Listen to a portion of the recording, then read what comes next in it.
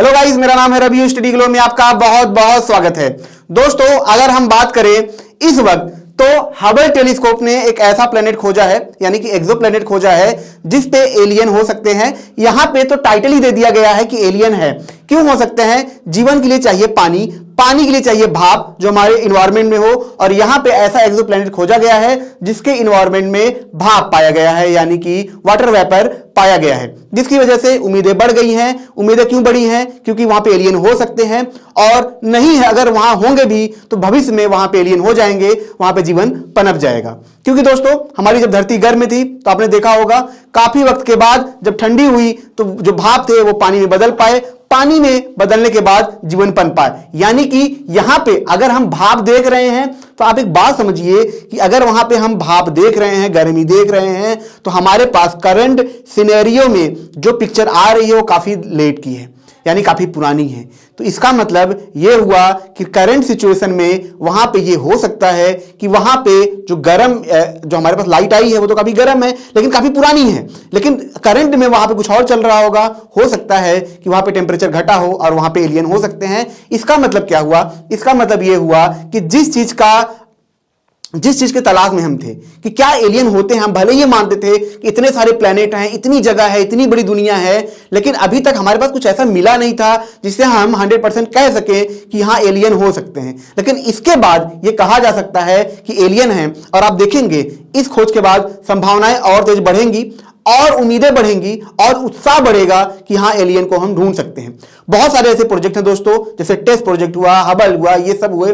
बहुत सारे ऐसे प्रोजेक्ट हैं जो लगातार एक्सोप्लैनेट की खोज में हैं। लगातार ऐसे प्लैनेट की खोज की जा रही है जो हमारे आसपास कहीं में मिल जाए, जहां पे जीवन हो सके, और भविष्य में आने वाले कुछ सालों में, कुछ 100 सालों में, ठीक है, हम यहां से वहां तक जा सके। क्योंकि आपको ये पता है कि धरती रहने लायक रह नहीं गई है। इसी वजह से आप देखेंगे लोग चांद पे जाना चाहते हैं, मंगल पे कॉलोनी बसाना चाहते हैं, लेकिन एक ऐसा ग्रह भी अगर मिल जाए जहां पे बसा बसाया घर हो और वहां पे जाके हम डेरा डाल दें तो इससे बढ़िया क्या हो सकता है। और यही चीज यहां पे खोजी जा रही है, एक्सोप्लैनेट। एक्सोप्लैनेट का मतलब क्या होता है दोस्तों? एक्सोप्लैनेट का मतलब ये होता है, मैं आपको बता दूं, जैसे हमारी एक सूरज है, उसका चक्कर हमारी धरती लगाती है, प्लैनेट लगाते हैं, तो ये हमारा प्लैनेट हुआ, ये हमारे प्लैनेट्स हो गए, ठीक है।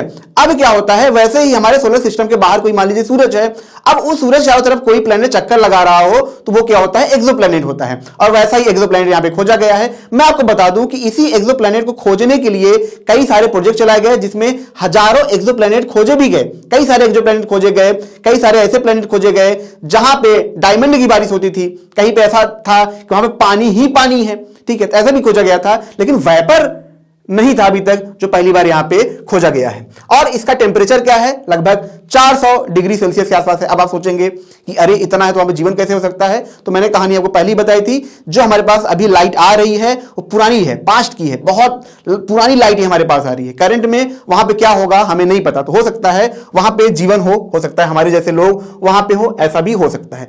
कहां ये खोजा गया है? ये खोजा गया है दोस्तों हमारे सोलर प्लैनेट से दूर, लगभग 97 लाइट ईयर दूर, ठीक है। यहां पे एक जगह है, ठीक है, कॉन्स्टलेशन ऑफ द पीसेस, ठीक है, मतलब हमारा जो ब्रह्मांड है, कई जगह ऐसे नाम है, ठीक है, जोडियाक ऐसे कई नाम दिए गए हैं। तो वैसी एक जगह है कॉन्स्टलेशन ऑफ पीस, मतलब इस मछली की तरह वो दिखता है, ठीक है, वहीं पे इसको खोजा गया है। लाइट ईयर का क्या मतलब होता है? लाइट ईयर का मतलब होता है जो दूरी होती है कि एक लाइट को, ठीक है, एक साल तक जितनी दूरी जाने में लगेगा, ठीक है, उसी दूरी को 1 लाइट ईयर कहते हैं। यानी कि अगर एक लाइट है एक साल तक चले और जितनी दूरी तय करे उसी डिस्टेंस को क्या बोलते हैं? 1 लाइट ईयर बोलते हैं।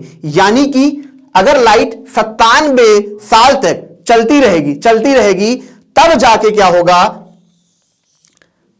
हम वहां पे पहुंच पाएंगे। यानी कि अगर हम 97 साल लगातार हम से चलते रहे लाइट के स्पीड से, तब जाके हम वहां पे पहुंच पाएंगे। तो आप समझ सकते हैं कि वो कितनी दूर होगा। आप इसका अंदाजा आप लगा सकते हैं, ठीक है। इसको किसने अनाउंस किया?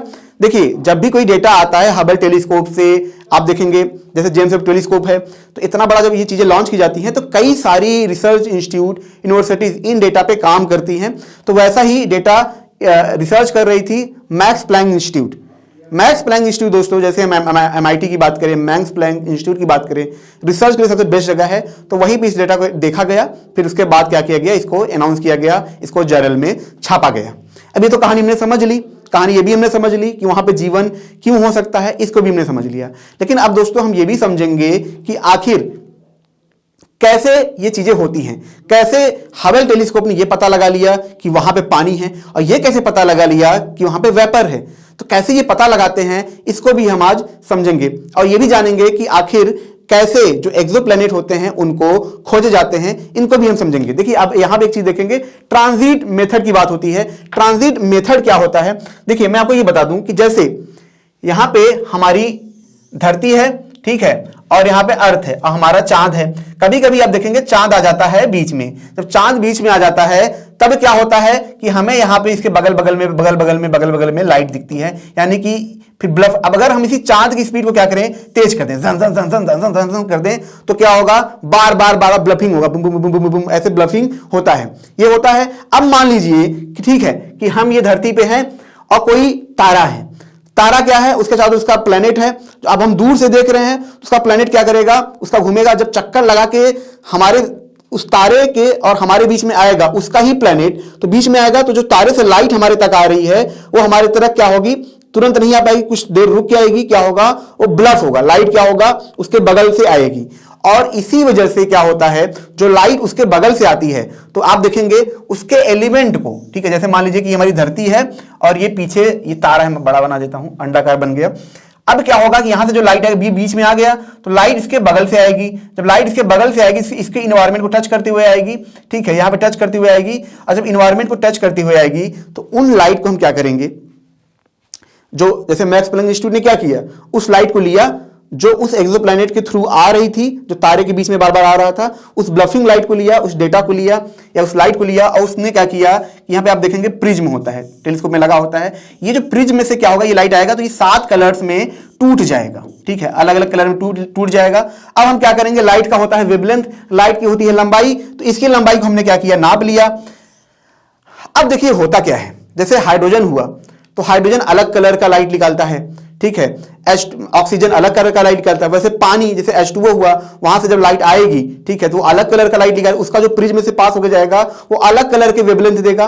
मतलब हर लाइट की अपनी अपनी पहचान है। यानी कि जैसे आपके पास एक बॉल है, मैंने बॉल को क्या किया, एक दीवार में मारा तो बहुत तेजी से वापस आ गया, एक रबड़ के दीवार में मारा, ठीक है, तो और तेजी से वापस आ गया, एक भूसे में मार दिया तो पता चला वापस ही नहीं, उसी में जाके फंस गया, धीरे धीरे आ रहा है नीचे। तो ऐसे ही क्या होता है, जब लाइट किसी अलग अलग पार्टिकल से टकरा के आती है तो उसके वेवलेंथ में क्या होता है, अलग अलग चेंजेस होते हैं, और उन्हीं वेवलेंथ को यहाँ पे नापा जाता है और फिर देखा जाता है कि कौन सी लाइट कौन से पार्टिकल से टकरा के आया होगा। फिर यहाँ पे पता चलता है अच्छा ये तो पानी से टकरा के आया है, तो हाइड्रोजन से टकरा के आया है। इसीलिए आप देखेंगे कि जो वैज्ञानिक होते हैं ये पता लगा पाते हैं कि उस वाले प्लेनेट पे कौन सा पार्टिकल है, एलिमेंट है, उस वाले प्लेनेट पे कौन सा एलिमेंट है। तो ये चीजें हम पता लगा पाते हैं, वो इसी मेथड से लगा पाते हैं, ठीक है। लाइट को क्या करते हैं, प्रिज्म से गुजारते हैं और उनको हम क्या करते हैं, चेक करते हैं कि जहां से लाइट आई है वो कौन से पार्टिकल से गुजर के आई है, कौन से पार्टिकल से यहाँ पे आई है, और उसी वजह से हम यहाँ पे बता पाते हैं। तो यहाँ पे भी दोस्तों अगर आप देखेंगे तो यहाँ पे यही देखा गया कि ये जो लाइट आई थी ये पानी वाले इन्वायरमेंट से आई थी जहां पे वेपर था, और इसी ट्रांजिट मेथड से बताया गया कि वहां पे वेपर है, और इसी तरीके से पूरा सिस्टम काम करता है। तो दोस्तों ये छोटा सा लेक्चर था, अगर ये आपको अच्छा लगा हो तो इसे लाइक करें, कमेंट करें, शेयर जरूर करें, और जैसा कि मैंने बताया कि अगर इसे आप शेयर करेंगे तो और भी लोगों को फायदा होगा और भी लोगों को नॉलेज मिलेगी। मिलते हैं नेक्स्ट लेक्चर में। Thank you so much.